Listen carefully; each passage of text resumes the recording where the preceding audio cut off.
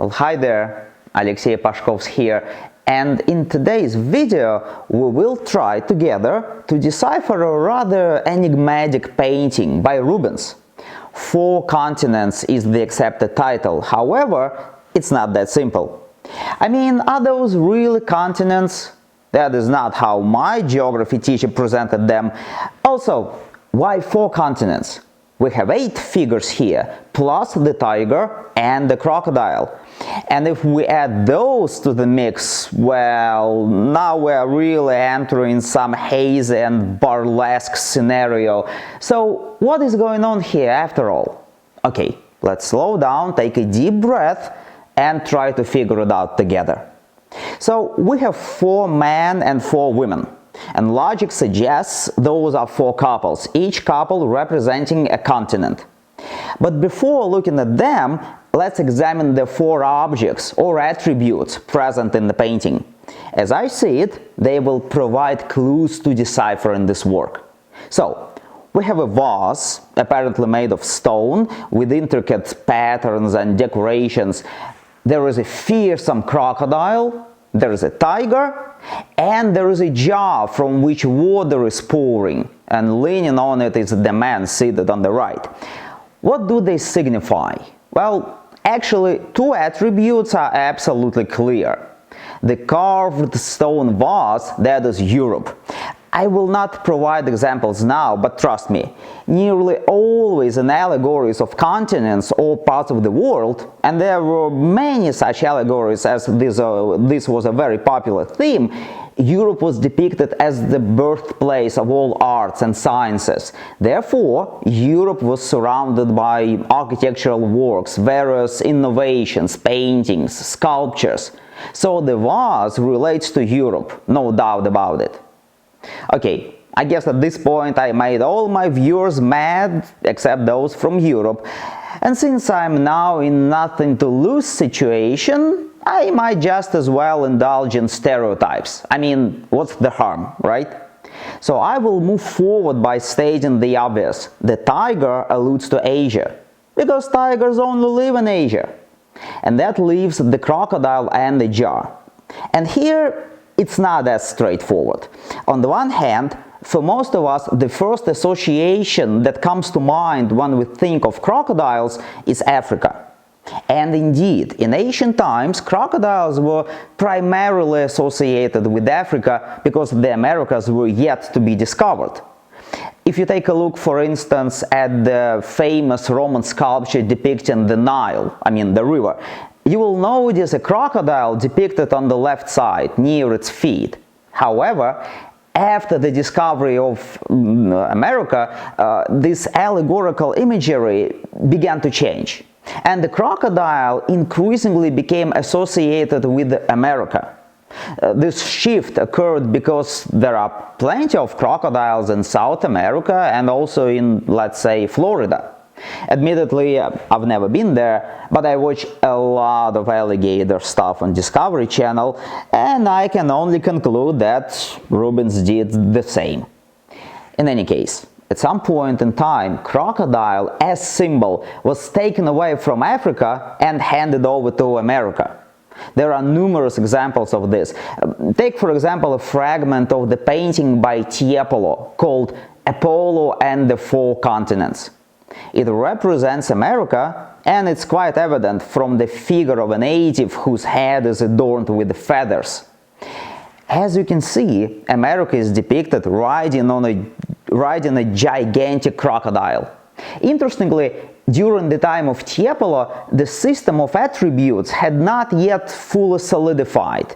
It seems that Tiepolo mixed things up a bit. In his works, Asia is depicted riding an elephant while wearing an Eastern turban, and Africa, traditionally depicted riding a camel, is portrayed as dark-skinned, and normally it's the other way around, where the elephant represents Africa and the camel represents Asia. So, perhaps during Tiepolo's time, the established system of how to depict each continent had not yet fully settled in people's minds. However, he did portray America on a crocodile. Lastly, The only option left for the jar is Africa. Honestly, I do not quite follow his logic here. I mean, a jar with the flowing water is traditional attribute of a river. And this iconography originated in ancient Roman art, and Rubens employed it quite often in his work. For example, in The Finding of Romulus and Remus, in the bottom left corner, there is a man embodying the Tiber River, and he also has a jar from which water is flowing. But in our case, Rubens likely refers to the Nile, the main river of Africa, and its traditional landmark. Okay, let's summarize what we've got so far. On the left, we have attributes of Europe and America, and on the right, we have Asia and Africa. I assume the figures representing the continents are arranged in the same way. The figures depicting Europe and America are on the left, and Africa and Asia are supposed to be on the right. So let's see if that is the case. We need to take a look at the male figures starting on the left.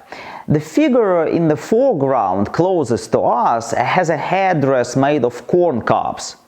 Corn is unambiguously America, there is no debate there. What about the second figure? I think this one is clearly Europe. Why?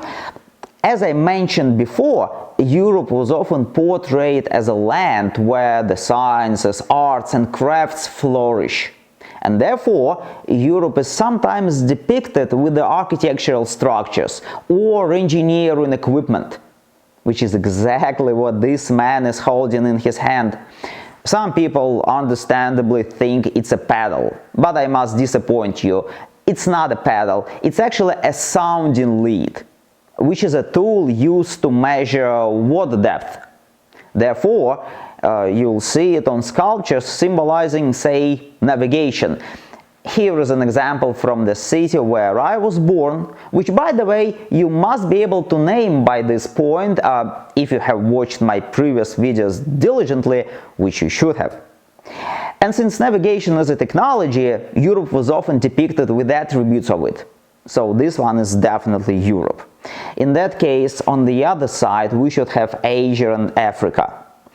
The man in the background has a headdress with some red objects that I can't quite make out, but he also has a bowl. Is there depictions of Asia with a similar bowl? Well, yes, there is. Okay, look, generally, if a researcher doesn't understand something, his first step is to look at analogs, at the other depictions from the same era, and to see if there are any similarities. So, how is Asia typically portrayed? Here is an engraving. It's a woman on a camel, and she has an incense burner at her feet. Why incense burner? Well, because Asia has always been the source of spices and incense. And here is another engraving called Four Continents Bowing to the Christian Religion. Oh boy, I'm so getting cancelled for this one. But regardless, let's examine it. Here, America is wearing a Native American headdress. Africa is accompanied by a lion, Asia is holding a hookah, and the fourth figure represents Europe. And speaking of Europe, it is depicted with a temple emphasizing its architecture, well as its religion, of course. Here is another image depicting the four continents. Asia is at the bottom again with a hookah and a cup. So I believe the figure in the background in Rubens' painting is Asia, which makes the last one Africa. Africa is depicted with a jar, which, as we have already assumed, symbolizes the Nile. We have explained the four male figures. However, after all this, we face a challenging question. Why are all those attributes, wreaths and jars, given to men? In European artistic tradition, continents were usually personified by female figures. This is mainly because Latin was the predominant scholarly language of that time, and in Latin, Africa and America and Europe are feminine. Therefore, continents were almost always represented as women. So it is logical to assume that Rubens would follow the same pattern, meaning that the continents should be embodied by female figures, while men represent their companions. However, things start to get complicated here. Firstly, if that's the case, it's clear that Rubens breaks up and mixes those couples. It's evident that Africa, represented by a dark-skinned woman, should be seated next to the man with the jar, which symbolizes Africa as well. But she is not seated next to him. She is seated next to America. Why? No answer. And alas, Wikipedia doesn't know it either. If you look it up, you'll find an article that presents different opinions from various researchers, but without reaching a definitive conclusion. Therefore, we were unable to quite solve the mystery of Rubens's painting today. However, despite that, we have gained great benefit from it, because in this video I tried to show you the logic itself, the process of research and seeking answers to questions. This process I enjoy, hopefully you enjoy it too, otherwise you wouldn't be subscribed to me. And speaking of enjoying the process of research and gaining knowledge, if you do indeed enjoy it, and if you like deciphering allegories like this one, I sincerely recommend you my package of lectures called The First Acquaintance. In it, I'm lecturing about paintings by Rubens, Rembrandt, Michelangelo, about early Christian frescoes, and about Christian mosaics in churches in Rome and Ravenna. And it costs literally nothing. Well, almost nothing. Nothing to be worried about. So find the link. It's supposed to be somewhere around this video. Click it, tap it, roll in, and hopefully I will see you inside with more exciting information like the one I just provided you.